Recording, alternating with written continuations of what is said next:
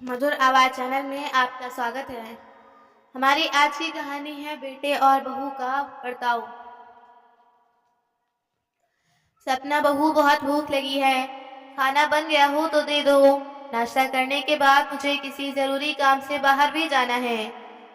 अपने बेटे राजीव के ऑफिस जाने के बाद शिवदयाल जी ने अपने कमरे से बाहर निकलते हुए कहा, और जैसे ही कुर्सी पर बैठने लगे तभी उनकी बहू सपना तैयार होकर अपने कमरे से बाहर निकल कर आई और बोली,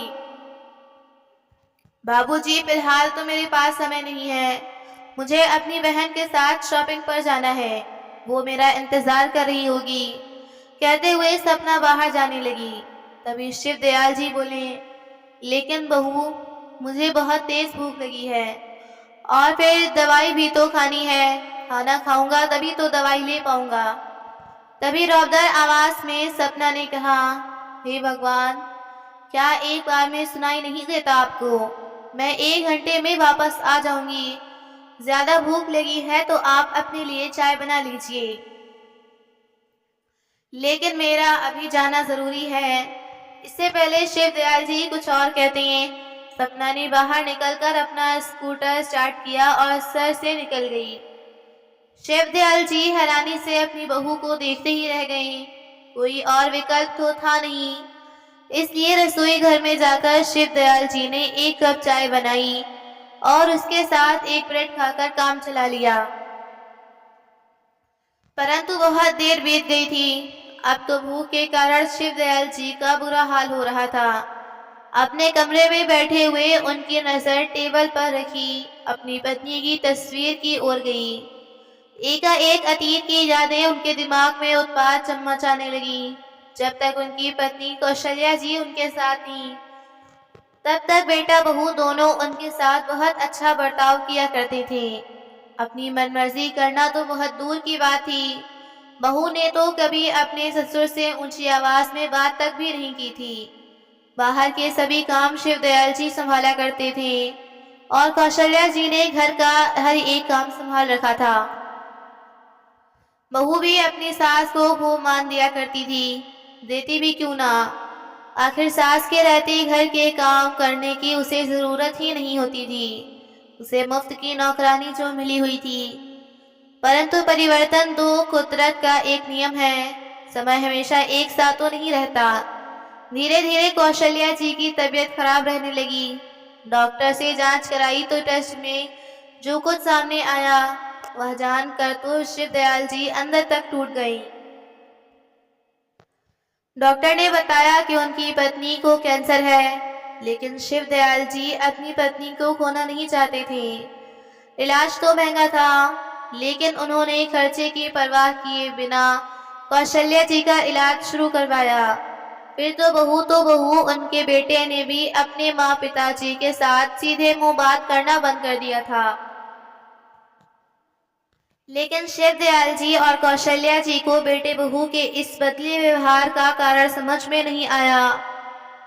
एक दिन शिवदयाल जी का बेटा उनके पास आया और बोला, पिताजी, आप जानते हैं कि माँ की बीमारी आखिरी स्टेज पर है और जब माँ को बचाया ही नहीं जा सकता तो इतना पैसा खर्च करने की क्या जरूरत है। ऐसे तो आप हमें कंगाल कर देंगे। कम से कम आपको मेरे बीवी और बच्चों का तो सोचना चाहिए ना। बेटे के मुंह से इतनी बात सुनते ही शिवदयाल जी का कलेजा छलनी हो गया। भरे गले से वे बोले, बेटा, मैं अपनी कमाई में से की गई बचत को मैं तेरी माँ के इलाज में लगा रहा हूँ, तो इस बात से तुम्हें क्या परेशानी है? अरे बेटा, जरा यह भी तो सोच, जिसके बारे में तुम ऐसी बात कर रही हो वही माँ तुम्हें इस दुनिया में लेकर आई है। क्या क्या नहीं किया तुम्हारी माँ ने तुम्हारे लिए। तभी राजीव गुस्से से बोला, हाँ हाँ, तो कोई बहुत बड़ा एहसान नहीं कर दिया। कौन नहीं करता अपने बच्चों के लिए। बेटे की इतनी बात सुनते ही शिवदयाल जी को एहसास हो गया कि आज माँ की ममता पैसे के सामने छोटी पड़ चुकी है। लेकिन फिर भी उन्होंने हार नहीं मानी। अपनी पत्नी की अंतिम सांस तक उसे बचाने की उन्होंने भरपूर कोशिश की, लेकिन शायद कुदरत को कुछ और ही मंजूर था। लगभग 6 महीने के इलाज के बाद कौशल्या जी अपने पति को हमेशा के लिए अलविदा कहकर चली गईं। पत्नी के जाते ही जैसे शिव दयाल जी की तो दुनिया ही उजड़ गई थी। अक्सर सपना उनके साथ इसी तरह ऊंची आवाज में और बदतमीजी से बात करती, और अगर वे उसे कुछ कह देते तो उन्हें अपने बेटे राजीव के गुस्से का शिकार होना पड़ता था। शिव दयाल जी इस क्रूर दुनिया में नितांत अकेले रह गए थे। हालांकि उनके 12 साल के पोते समीर को उनके साथ समय बिताना और बातें करना बहुत अच्छा लगता था, लेकिन शिव दयाल जी को उसके साथ बैठने का ज्यादा मौका नहीं मिलता था। सुबह के समय उसे स्कूल जाना होता था और शाम को ट्यूशन पढ़ने, और यदि कभी थोड़ी देर के लिए वह अपने दादाजी के पास बैठ जाता तो उसकी मम्मी उसे कोई ना कोई काम बता देती और किसी भी बहाने से उसे अपने पास बुला लेती थी। एक दिन रविवार को जब राजीव घर पर था तो अपने पिता के पास आया और बोला, वो बाबूजी, मैं सोच रहा था कि अब गांव में तो हम लोग रहते नहीं हैं, इसलिए गांव वाले मकान की देखभाल भी नहीं हो पाती। पहले तो आप कभी कभार वहां चक्कर लगा दिया करते थे, लेकिन अब तो आपकी भी तबीयत ठीक नहीं रहती, तो क्यों ना गांव वाले घर को बेच दिया जाए। बेटे की बात पर शिव दयाल जी बोले, नहीं नहीं बेटा, गांव का मकान हमारी पुश्तैनी संपत्ति है जिसे मैं हरगिज बेचना नहीं चाहता। तभी सपना झट से बोली, आप तो जानते ही हैं कि राजीव ने अभी अभी नया बिजनेस शुरू किया है, इसलिए उन्हें पैसे की बहुत ज़रूरत है, और वैसे भी ज़माना बहुत ख़राब है, और कहीं ऐसा ना हो कि किराएदार ही हमारे मकान पर कब्जा करके बैठ जाएं। बेटे बहू की बात सुनकर अब उन्हें भी लगने लगा कि बात तो ठीक है, इंसान की जिंदगी का कोई भरोसा नहीं, इसलिए समय रहते सब काम निपटा लिया जाए तो ही अच्छा है। आखिरकार शिव दयाल जी ने गांव का मकान बेच दिया और जो भी पैसा मिला उसका 1/4 हिस्सा अपने पास रखकर बाकी सारा पैसा अपने बेटे को दे दिया। अब सपना और राजीव बहुत खुश थे। कुछ दिनों तक तो सपना ने अपने ससुर को समय पर खाना और चाय नाश्ता दिया, लेकिन समय बीतने के साथ साथ उसके तेवर बदलने लगे। जो बहू कुछ दिन पहले तक अपने ससुर को पानी तक हाथ में दिया करती थी, अब उसे उनकी 2 वक्त की रोटी भी भारी लगने लगी थी। बात बात पर अपने ससुर को टोकना और ऊंची आवाज में बात करना उसका हर रोज का काम बन गया था। शिव दयाल जी को तकलीफ होती, परंतु वह घुट घुट कर रह जाते। अपना दुख और परेशानी किसी के साथ साझा नहीं कर पाते थे, और आज तो हद ही हो गई थी। नाश्ता मिलने का इंतजार करते करते दोपहर हो गई। दोपहर के 2:30 बजे सपना घर वापस लौटी। तब कहीं जाकर शिव दयाल जी को सुबह का नाश्ता नसीब हुआ। खाना खाकर वे अपने काम से बाहर चले गए, परंतु शाम को घर लौटे तो बहुत अधिक परेशान थे। उस समय तक उनका बेटा राजीव भी घर पहुंच चुका था। घर लौटकर वे बोले, बेटा राजीव, मुझे अपनी दवाई खरीदने के लिए कुछ पैसे चाहिए थे, इसलिए आज मैं बैंक गया था पैसे निकलवाने। लेकिन बेटा, एक बात का मुझे बड़ा आश्चर्य हुआ। जब मैंने अकाउंट चेक करवाया तो उसमें सिर्फ 12,000 पड़े थे। ऐसा कैसे हो सकता है? गांव का मकान बेचने के बाद कुछ समय पहले ही तो मैंने अपने अकाउंट में 20 लाख रुपए जमा करवाए थे। फिर कहाँ गायब हो गए वो सारे पैसे? अब उस अकाउंट में से हम दोनों के अलावा तो पैसे कोई निकाल ही नहीं सकता। तुम ही पता करो कि आखिर बात क्या है, क्योंकि मैं तो बार बार बैंक जाकर यह काम नहीं कर सकता। तभी राजीव गुस्से से उबलते हुए बोला, पिताजी, जब आप जानते हैं कि हमारा बैंक में ज्वाइंट अकाउंट है और व्यापार चलाने के लिए मुझे पैसों की जरूरत पड़ती रहती है, अगर मैंने आपके पैसे निकाल भी लिए तो ऐसी कौन सी बहुत बड़ी आफत आ गई? कब से बैंक में ही तो रखे थे, और फिर आपको पैसे की जरूरत भी क्या है? बेटे की बातें सुनकर शिव दयाल जी चौंक गए। राजीव अपनी बात कहकर अपने कमरे में जा चुका था। और शिवदयाल जी हैरानी भरी नजरों से देखते हुए खड़े रह गए। आज भी स्वयं को ठगा सा महसूस कर रहे थे। अपने बाकी के जीवन के लिए जो पैसे उन्होंने बचा कर रखे थे, अब वो पैसे भी उनके हाथ से जा चुके थे। कुछ समय और बीता तो एक दिन सपना ने शिवदयाल जी से कहा, बाबूजी, रसोई घर में थोड़े से जूठे बर्तन पड़े हैं, जरा उन्हें धो देना, आज मेरी तबीयत ठीक नहीं लग रही। ऐसा कहकर सपना अपने कमरे में सोने चली गई। ठीक है बहू। अपनी बहू की मदद करने के इरादे से शिवदयाल जी ने सारे बर्तन अच्छे से साफ कर दिए। बस फिर क्या था, उस दिन के बाद से रोज सुबह रसोई घर में सारे झूठे बर्तन साफ करने की जिम्मेदारी शिवदयाल जी को ही दे दी गई।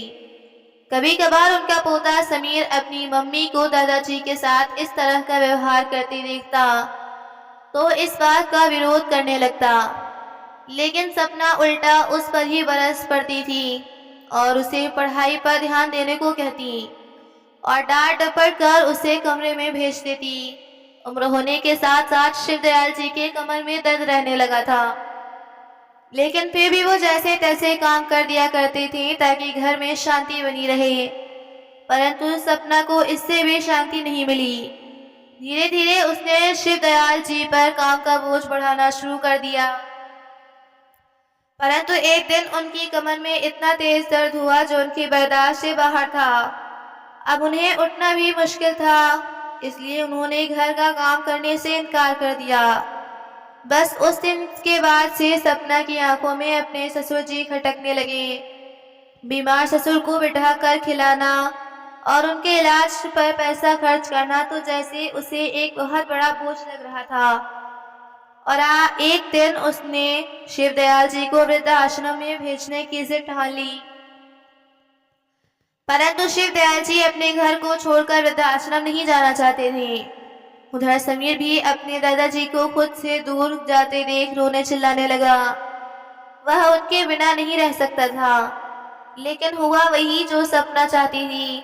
दादा पोता लाख किड़किड़ाए, लेकिन इस सब के बावजूद एक लाचार और वृद्ध पिता को बोझ समझकर बेटा बहू ने उन्हें वृद्धाश्रम में पहुंचा दिया। समय अपनी रफ्तार से बीतने लगा। आज शिवदयाल जी को वृद्धाश्रम गए 13 वर्ष बीत चुके थे और ठीक 13 वर्षों के बाद समीर उसी वृद्धाश्रम के सामने खड़ा था जहां उसके दादाजी रहा करते थे। जैसे ही समीर अंदर आया और अपने दादाजी के समक्ष पहुंचा तो उसका लंबा चौड़ा शरीर और अच्छी डील डोल देखकर शिवदयाल जी उसे पहचान नहीं पाए। दादाजी, आप कैसे हैं? भरी आंखें लिए समीर ने कहा और उनके चरण स्पर्श किए। तभी शिवदयाल जी कांपते स्वर में बोले, अरे बेटा, तू मेरा समीर ही है ना? और इतना कहते ही उनकी बूढ़ी आंखों से वात्सल्य भरे आंसुओं का झरना फूट पड़ा। प्यार से अपने पोते को उन्होंने अपने गले से लगा लिया और फिर थोड़ी देर तक अविरय अश्रुधारा दोनों ओर से बहती रही। कुछ देर बाद स्वयं को संभालते हुए समीर बोला, बस दादाजी, अब बस भी कीजिए, प्लीज मत रोइए। अब आपके रोने के दिन बीत चुके हैं। आज आप मेरे साथ अपने घर चलेंगे। तभी शिवदयाल जी कहने लगे, क्या मजाक करता है बेटा? कैसा घर? उस घर से 2 वर्षों पहले मुझे बेइज्जत करके निकाल दिया गया था। यह वृद्धाश्रम ही अब मेरा घर है और मुझे आदत भी हो चुकी है यहाँ रहने की। हर पल तुझे देखने को दिल करता था, अब तुझसे मिल भी लिया। अब चाहे यमराज भी मुझे लेने आ जाए ना तो भी कोई गिला नहीं। लेकिन एक बात तो बता बेटा, क्या इतने समय में अपने दादाजी की याद नहीं आई तुझे? ऐसा कभी हो सकता है क्या दादाजी कि मुझे आपकी याद ना आई हो? जिस समय आपको इस वृद्धाश्रम में भेजा गया था उस समय मैं तो बहुत छोटा था। मैं बहुत रोया था। मैंने मम्मी पापा को मनाने की बहुत कोशिश की कि वह आपको घर ले आए, लेकिन उन्होंने मेरी एक नहीं सुनी। उसके बाद 12वीं की कक्षा परीक्षा पास करने के बाद मम्मी पापा ने मुझे विदेश भेज दिया था और विदेश जाने के बाद बीच में मैं कभी घर नहीं आया। जब पढ़ाई पूरी हुई तो मैंने वहीं नौकरी करनी शुरू कर दी। और जानते हैं, अब विदेश से अच्छा खासा धन कमाकर लौटा है आपका पिता। मम्मी पापा को मेरी बहुत याद आती थी, लेकिन मैं वो सब अभी तक नहीं भुला पाया था जो उन्होंने आपके साथ किया था। इसलिए मैं भी कभी उनसे मिलने नहीं आया। करीब 10 दिन पहले ही भारत लौटा हूँ, लेकिन भारत में पहुँचते ही मैं तुरंत आपसे मिलने नहीं आ पाया। बहुत से काम जो थे, जिन्हें जल्द से जल्द निपटाना था, बहुत सी तैयारियां करनी थी, जिस कारण मुझे आपसे मिलने में देर हो गई। लेकिन दादाजी, एक बात ज़रूर कहूँगा कि अब मैं आपको किसी किस्म की कोई तकलीफ नहीं होने दूंगा। बात करते करते समीर ने देखा कि उसके दादाजी लगातार आंसुओं से भरी आंखों से उसे लगातार निहारते ही जा रहे थे। तभी समीर ने उनके कंधे पर हाथ रखते हुए पूछा, अरे क्या हुआ दादाजी, कहाँ खो गए? फिर शिव दयाल जी बोले, मैं तो यही सोच रहा था कि क्या पता तुझसे मिलने की मेरी अंतिम इच्छा कभी पूरी हो पाएगी भी या नहीं। कहीं तू भी बाकी सब की तरह मुझे भूल तो नहीं गया। लेकिन जब अपना खुद का बेटा ही अपना ना रहा तो फिर किसी से क्या शिकायत करना। तभी समीर दादाजी के गले में बाहें डालते हुए बोला, अरे दादाजी, बड़े बुजुर्ग कहते हैं कि मूल से ज्यादा ब्याज प्यारा होता है। लेकिन जितना आपको अपना ब्याज प्यारा है ना, उतना ही मुझे मूल से प्यार है। लेकिन मैं भी क्या करता, आपके पास आने से पहले अपने पैरों पर खड़ा होना मेरे लिए बहुत जरूरी था। फिर शिवदयाल जी बोले, बेटा, आज तक मैं अपनी किस्मत को ही दोष देता आया था कि शायद मेरी किस्मत ही फूटी है जो मुझे यह दिन देखने पड़े। परंतु आज तुझसे मिलने के बाद मुझे अपनी किस्मत पर नाज हो रहा है कि भगवान ने मुझे तुझ जैसा होनहार पोता दिया।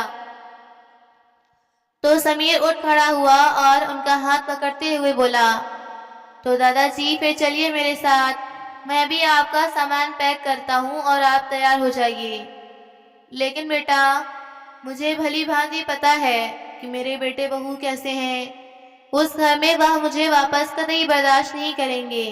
और वैसे भी मैं यहाँ बहुत अच्छे से रह रहा हूँ और मैं यह बिल्कुल नहीं चाहता कि मेरे कारण उस घर में फिर से लड़ाई झगड़े शुरू हो जाएं। बस तुम कुछ समय बाद आकर मुझसे मिल जाया करना। मैं तो इसी बात में संतुष्ट हूँ। लेकिन अब उस घर में वापस जाना मेरे लिए संभव नहीं हो पाएगा। फिर समीर उन्हें तिरछी निगाहों से देखते हुए बोला, अच्छा ठीक है दादाजी, फिर तो आपकी पौत्र वधू आपके आशीर्वाद से वंचित ही रह जाएगी। कोई बात नहीं, मैं जाता हूँ। इतनी बात सुनने की देरी थी कि शिवदयाल जी तो बच्चों की तरह चहक उठे। क्या क्या कहा तूने? मेरी पौत्र वधू? समीर, क्या तुमने शादी कर ली? कहते हुए शिवदयाल जी की आंखों में चमक आ गई। अरे नहीं दादाजी, भला मैं आपके बिना शादी कैसे कर सकता हूँ? विवाह की सारी तैयारियां पूरी हो चुकी हैं और अगर अब आप मेरे साथ नहीं चले तो मैं विवाह के बंधन में नहीं बैठूंगा। नहीं बेटा, यह तू कैसी बातें कर रहा है? मेरे लाडले पोते की शादी हो और मैं ना आऊं, इस दिन का तो मुझे कब से इंतजार था। लेकिन बेटा, लड़की कौन है और कहां से आई है? शिवदयाल जी ने उत्सुकता वश में पूछा तो समीर ने कहा, दादाजी, अर्पिता दिल्ली शहर से है। मेरे साथ ही विदेश में नौकरी करती थी वो। वहीं पर मेरी उससे मुलाकात हुई और धीरे धीरे हम अच्छे दोस्त बन गए। पता है दादाजी, विदेश में जब भी मुझे आपकी याद आती थी तो मैं अक्सर वृद्धाश्रम चला जाता था। फिर मेरे साथ अर्पिता ने भी वहां जाना शुरू कर दिया। उसके आचार व्यवहार से मैं बहुत प्रभावित था। मुझे हैरानी तो इस बात की हुई कि आज के जमाने की होते हुए भी उसे बूढ़े बुजुर्गों के साथ बैठकर उनसे बातें करना और उनका सुख दुख बांटना बहुत अच्छा लगता था। और फिर एक दिन ऐसा आया जब हम दोनों ने एक दूसरे को जीवन साथी बनाने का फैसला कर लिया। शिवदयाल जी अपने पोते समीर के लिए बहुत खुश थीं। तभी समीर ने कहा, अब बिल्कुल देर मत कीजिए दादाजी, तैयार हो जाइए चलने के लिए। लेकिन बेटा, आश्रम के संचालक से भी बात करनी पड़ेगी ना। अरे दादाजी, मेरी उन लोगों से बात हो चुकी है और मैं पहले ही सारी फॉर्मेलिटी पूरी कर चुका हूँ। आप तो बस चलने के लिए तैयारी करिए। थोड़ी ही देर में समीर अपने दादाजी को अपनी कार में बैठाकर घर ले आया। जैसे ही गाड़ी घर के बाहर रुकी और शिवदयाल जी ने नजर उठाकर घर की ओर देखा तो उनकी आंखें फिर से सजल हो उठी। यह घर उन्होंने अपनी खून पसीने की कमाई से बनवाया था और अब भी उनके ही नाम पर था, परंतु फिर भी इस घर में उनके लिए कोई जगह नहीं थी।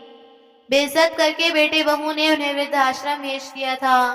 कितना गिड़गिड़ाए थे वो, इस घर में रहने की भीख मांग रहे थे, लेकिन किसी ने भी हालत में मानने को तैयार ही नहीं थे उनकी बहू। और फिर धोखा तो अपने बेटे ने ही दिया था, तो और किससे उम्मीद कर सकते थे। वह बेचारा बूढ़ा पिता थोड़ी देर घर के बाहर खड़े हुए घर को यूं ही निहारते जा रहे थे। तभी समीर ने बेल बजाई तो उसकी माँ ने सपना ने दरवाजा खोला। दरवाजा खोलते ही लाड जलाते हुए उससे बोली, लो अब आए हैं दूल्हे राजा। मुझसे तो कह गया था कि थोड़ी ही देर में आता हूँ।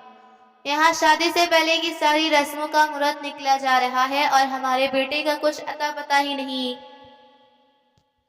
फिर समीर बोला, अरे माँ, अगर जरूरी काम ना होता तो मैं क्यों जाता, लेकिन वह काम करना तो सबसे ज्यादा महत्वपूर्ण था। अच्छा, हमें भी तो पता चले कि आखिर कौन सा जरूरी काम था जो शादी के सारे काम छोड़कर चला गया। उसी समय समीर सामने से हटा तो सपना ने देखा कि दरवाजे पर सामने उसके ससुर शिवदयाल जी खड़े थे। उन्हें देखते ही सपना के होश उड़ गए। उसे तो अपनी आंखों पर यकीन ही नहीं हुआ। जैसे तैसे उसने खुद को संभाला और बोली, बाबूजी आप यहाँ। उसी समय समीर बोला, हाँ मम्मी, मैं अपने दादाजी को अपनी शादी के समारोह में शामिल करने के लिए लाया हूँ और अब से लेकर मेरी शादी तक यह इसी घर में हमारे साथ ही रहेंगे। समीर की ये बात सुनते ही सपना दंग रह गई। सपना का एक बार तो दिल किया कि अपने बेटे को एक जोरदार तमाचा जड़ दे, लेकिन अब वो कोई छोटा बच्चा नहीं रह गया था जिसे डांट फटकार कर अपनी बात मनवा ली जाए। अब उसका बेटा जवान हो चुका था। नासमझी में कोई गलत कदम उठाकर वह अपने बेटे को खोना नहीं चाहती थी, इसलिए स्वयं को शांत रखना ही उसने उचित समझा। फिर सोचने लगी, समीर ने ही तो कहा है कि बाबूजी यहाँ उसकी शादी तक ही रहेंगे और शादी तो कुछ ही दिनों में होने वाली है। इसका मतलब कि मुझे उन्हें ज्यादा दिनों तक नहीं झेलना पड़ेगा। और अगर सोचा जाए तो हर तरह से अच्छा ही हुआ कि समीर अपने दादाजी को घर ले आया, वरना जात बिरादरी के लोग और रिश्तेदार विवाह में इकट्ठे होते तो बाबूजी के बारे में जरूर पूछते। मैंने तो सबको यही बताया था कि वह गांव में रहते हैं और यह अब यदि समीर की शादी में ना आती तो हमारी कितनी किरकिरी हो जाती। फिर मेरे होने वाली बहू अर्पिता के मायके वालों को पता है कि समीर के दादाजी भी हैं। वे लोग भी उनसे मिलवाने के लिए जरूर कहते हैं। अब बाबूजी के आने से सब लोगों की बोलती तो बंद हो जाएगी और मुझ पर भी ज्यादा दिन उनका बोझ नहीं पड़ेगा। शादी के बाद वह अपने वृद्धाश्रम और हम अपने घर। यह सोचते हुए सपना के चेहरे पर एक शातिर मुस्कान आ गई। अगले दिन समीर अपने दादाजी को बाजार लेकर गया और उनके लिए अच्छे अच्छे कपड़ों की खरीदारी की। खरीदारी करने के बाद समीर उन्हें एक अच्छे से रेस्टोरेंट में लेकर गया, जहां उसने अपने दादाजी की पसंद का खाना ऑर्डर किया। आज पहली बार शिवदयाल जी अपने पोते के साथ एक अच्छा समय बिता पाए। समीर के साथ बातचीत करते हुए उन्हें ऐसा महसूस हो रहा था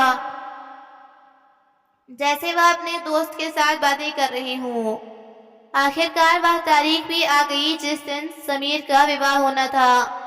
शादी के लिए एक बहुत बड़े होटल की बुकिंग की गई थी।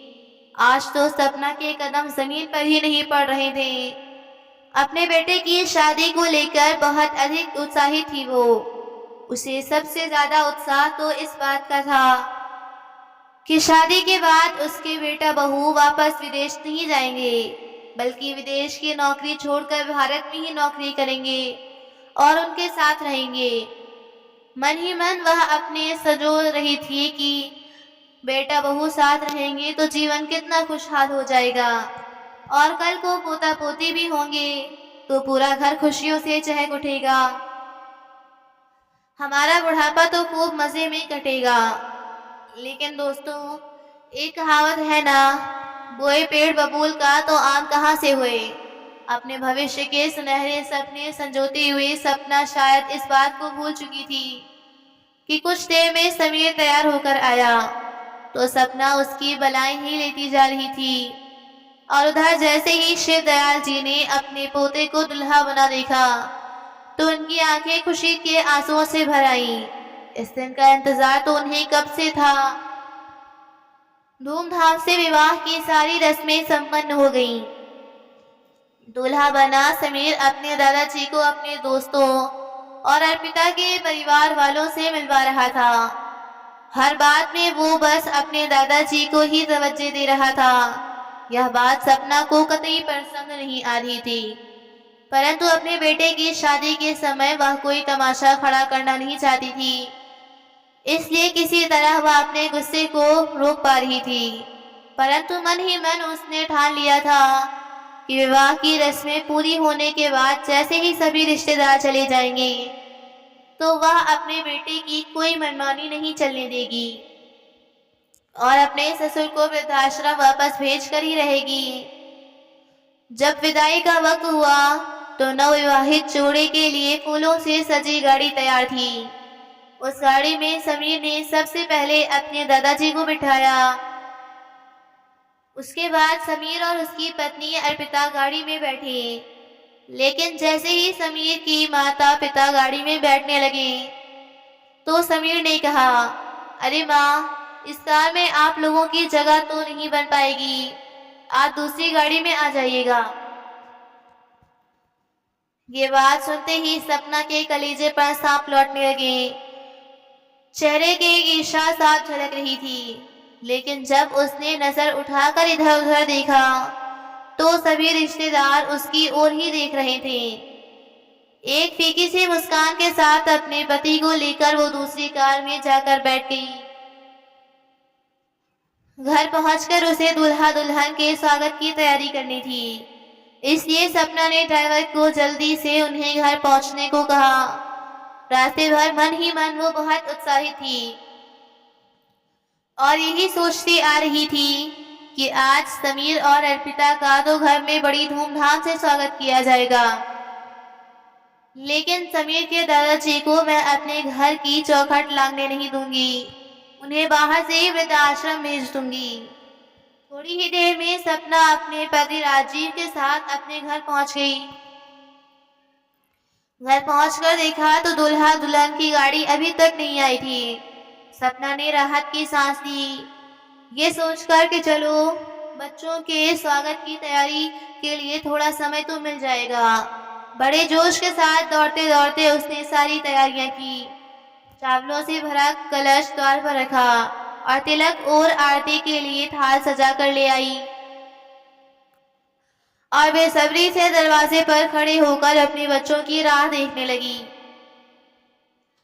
राह देखते देखते करीब 1 घंटा बीत गया था, लेकिन बेटा बहू का कुछ अता पता ही नहीं था।